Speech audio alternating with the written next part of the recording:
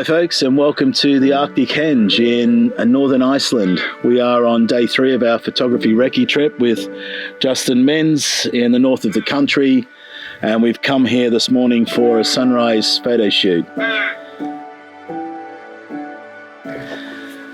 The Arctic Henge is located near the village of Raufarhofn, which I believe is the closest populated area to the Arctic Circle in Iceland. So we're a long way north. It's very, very cold. It's about -6 degrees this morning.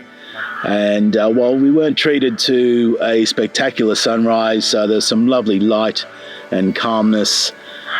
From up here, you've got a 360-degree horizon across the flat landscapes and out to sea. The Arctic Henge is not as ancient as one might think. It was actually completed in 2004.